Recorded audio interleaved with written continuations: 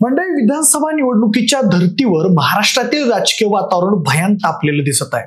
अशातच या विधानसभेला महाराष्ट्रातील अनेक मतदारसंघात हाय व्होल्टेज लढती होऊन त्यातून परिवर्तन होण्याची शक्यता आहे. म्हणजे असाच एक मतदारसंघ आहे, तो म्हणजे डोंबिवली मतदारसंघ. डोंबिवली हा तसा भाजपचा बालेकिल्ला मानला जातो. गेली 3 टर्म झालं भाजपचे रवींद्र चव्हाण हे इथले आमदार आहेत. पण असं असताना सुद्धा त्यांना यावेळी ही निवडणूक जड जाण्याची शक्यता आहे, अशी चर्चा सध्या राजकीय वर्तुळात चालू आहे. त्यामागचं कारण म्हणजे एकतर गेली 15 वर्ष चव्हाण या मतदारसंघाचं प्रतिनिधित्व करत असल्यानं त्यांच्याबद्दल अँटी इन्कम्बन्सीचं वातावरण तयार झालंय. आणि दुसरं म्हणजे यंदा उद्धव ठाकरेंनी तिथं दीपेश म्हात्रे यांना विधानसभेच्या रिंगणात उतरवलंय. दीपेश म्हात्रे हे डोंबिवलीतले अत्यंत प्रभावशाली नेते असून सध्या त्यांनी मतदारसंघात जोरदार फिल्डिंग लावलेली आहे. विशेष म्हणजे डोंबिवली मतदारसंघातून राष्ट्रीय स्वयंसेवक संघाशी संबंधित किंवा मग ब्राह्मण व्यक्तीला उमेदवारी मिळावी असा राष्ट्रीय स्वयंसेवक संघाचा हट्ट होता. पण भाजप पक्षश्रेष्ठींनी पुन्हा एकदा रवींद्र चव्हाण यांनाच उमेदवारी दिली.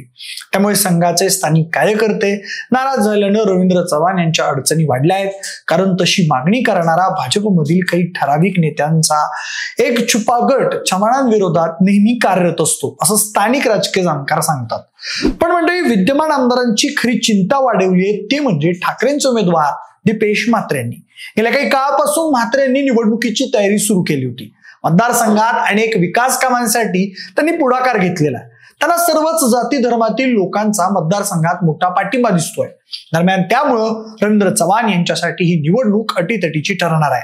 पण असे नेमके कोणते मुद्दे आहेत ज्यामुळं अशी चर्चा सुरू झाली आहे की डोंबिवलीतून रवींद्र चव्हाण जाऊन दीपेश म्हात्रे हे तिथले नेक्स्ट आमदार होतील? तेच आपण या व्हिडिओच्या माध्यमातून जाणून घेऊयात. नमस्कार, मी प्रथमेश आणि तुम्हाला तर माहितीये आपला विषयच भारी. म्हणजे विद्यमान मंत्री असणाऱ्या रवींद्र चव्हाण यांना यावेळेसची निवडणूक जड जाऊ शकते असं स्थानिक राजकीय जाणकार सांगतायत. त्यामागे पहिलं महत्वाचं कारण म्हणजे रवींद्र चव्हाण यांच्याबद्दल असलेलं अँटी इन्कम्बन्सीचं वातावरण. म्हणजे रवींद्र चव्हाण ह्या मतदारसंघातून गेली 15 वर्ष झालं आमदार म्हणून नेतृत्व करत आहेत. एवढा मोठा काळ जर कोणी कुठल्याही भागाचं प्रतिनिधित्व करत असेल तर त्यावेळी या व्यक्तीविरुद्ध काही ठराविक घटक, ठराविक लोक नाराज होण्याची शक्यता असते. शिवाय या सगळ्या काळात सर्वसामान्य नागरिकांमध्ये सुद्धा तुमच्याबद्दल एक नाराजीची भावना तयार होताना दिसत असते.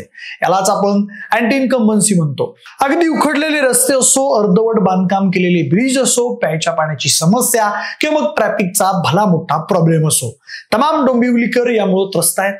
त्यातही वाढती गुन्हेगारी चिंता वाढवणारी आहे. त्यामुळे भाजपनं कितीही नाकारलं तरी विद्यमान आमदार व मंत्री असलेल्या रवींद्र चव्हाण यांच्या विरुद्ध डोंबिवलीमध्ये अँटी इन्कम्बन्सीचं वातावरण आहे, असं स्थानिक राजकीय जाणकार सांगतात. म्हणजे गेली 15 वर्ष एखाद्या मतदारसंघाचं प्रतिनिधित्व करत असताना व हातात मंत्रीपद असताना डोंबिवलीचा म्हणावा त्या लेवलचा विकास झालेला दिसून येत नाही, असंही काही स्थानिक नागरिकांचं मत दिसून येत आहे. त्यामुळे या सगळ्या गोष्टींची गोळाबेरीज केली तर एक गोष्ट लक्षात येते की या टर्मला रवींद्र चव्हाण यांच्या विरुद्ध असणारा अँटी इन्कम्बन्सीचा फॅक्टर या निवडणुकीत त्यांना बॅकफुटवर नेताना दिसत आहे. पुढे या निवडणुकीत रवींद्र चव्हाण बॅकफुटवर असण्याचं अजून एक महत्वाचं कारण म्हणजे चव्हाण यांचे विरोधक एकत्र येण्याची शक्यता. म्हणजे स्थानिक राजकीय जाणकार असं सांगतात की प्रत्येक निवडणुकीला चव्हाण यांना छुपा विरोध करणारा एक गट असतो जो त्यांना छुपा विरोध करतो. पण तरीही चव्हाण आजपर्यंत प्रत्येक निवडणुकीत बाजी मारत आलेले आहेत. त्यामुळे या विरोधकांना प्रत्येक वेळा अपयश स्वीकारावं लागलेलं आहे.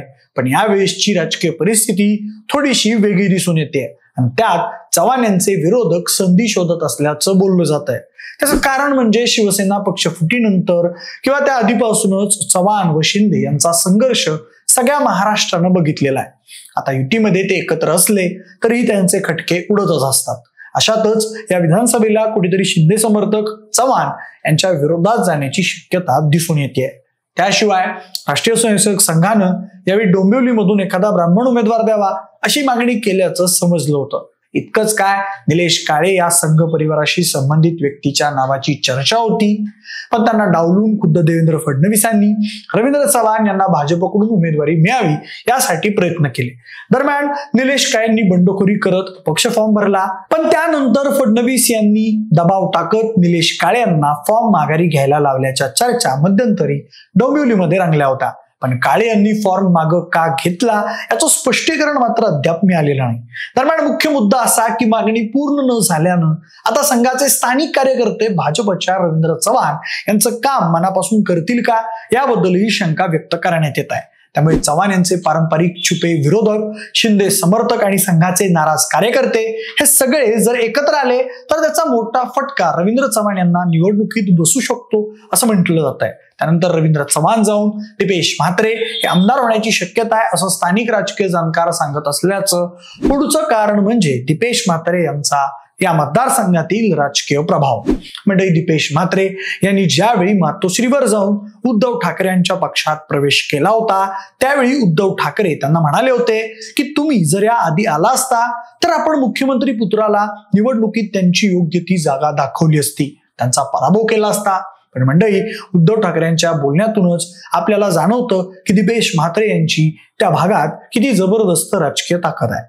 त्याशिवाय शिंदे गटातून ठाकरेंकडे परतत असताना दिपेश म्हात्रे यांनी त्यांचे बंधू माजी नगरसेवक जयेश म्हात्रे, रुपेश म्हात्रे, रत्नाताई म्हात्रे, सुलोचना म्हात्रे, संगीता भोईर, वसंत भगत, संपाताई शेलार या 7 माजी नगरसेवकांसह शेकडो कार्यकर्त्यांनाही माघारी आणलं. त्यामुळे तिथंही त्यांचा राजकीय प्रभाव अधिक वाढलेला आहे. त्यांच्याबद्दल बोलताना ठाकरे म्हणाले होते की थोडा आधी निर्णय झाला असता तर कल्याण डोंबिवलीमधली गुंडगिरी आणि अत्याचाराला आपण लोकसभेतच गाठलं असतं.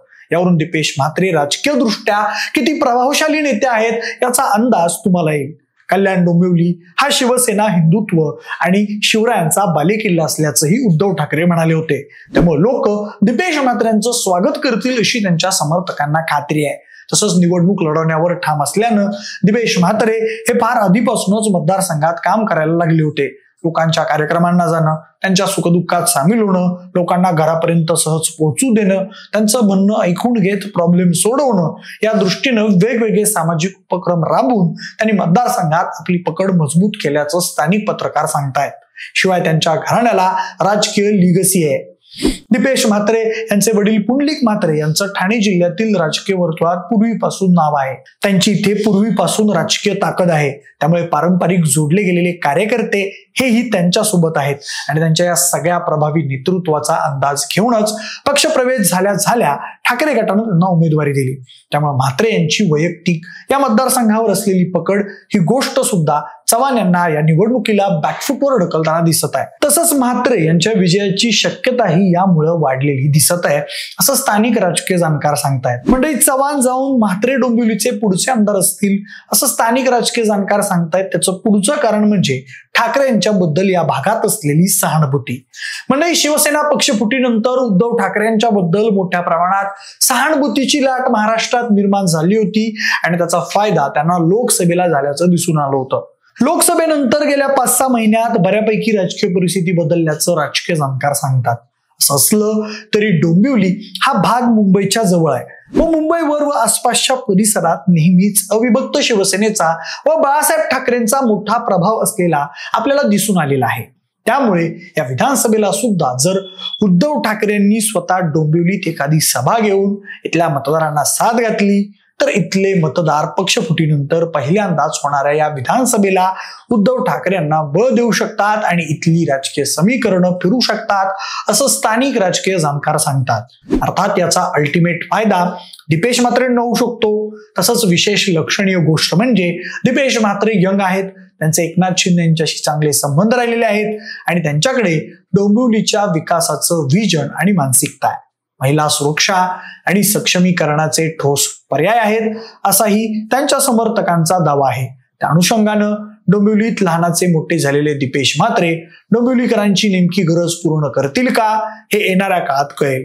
मंडळी, या सगळ्या राजकीय परिस्थितीमुळे सध्या डोंबिवली विधानसभेमध्ये रवींद्र चव्हाण जाऊन संभाव्यरित्या दिपेश म्हात्रे आमदार होऊ शकतील असा अंदाज स्थानिक जाणकार वर्तवत आहेत. विकासाच्या मुद्द्यावरही रवींद्र चव्हाण यांच्याबद्दल काही प्रमाणात रोष आहे. अर्थात या सगळ्या मुद्द्यांवरच रवींद्र चव्हाण यांना ही निवडणूक सोपी नसणार हे म्हटलं जात आहे. तेव्हा आता दिपेश म्हात्रे खरंच या सगळ्यात बाजी मारतात का हा खरा प्रश्न आहे. पण मंडळी, तुम्हाला काय वाटतं? सलग 3 टर्म आमदार असलेले आणि PWD मध्ये मंत्री राहिलेले भाजपचे रवींद्र चव्हाण हे यावेळी डोंबिवलीमधून बॅकफुटवर जाऊन त्याऐवजी खरंच दिपेश म्हात्रे हे तिथले आमदार होऊ शकतात का? तुमचं मत आम्हाला कमेंट करून नक्की सांगा. शिवाय हा व्हिडिओ आवडला असेल तर लाईक आणि शेअर करा. सोबतच असेच माहितीपर व्हिडिओज पाहण्यासाठी आपल्याला विशेष भारी या युट्यूब चॅनलला देखील सबस्क्राईब करायला अजिबात विसरू नका. धन्यवाद.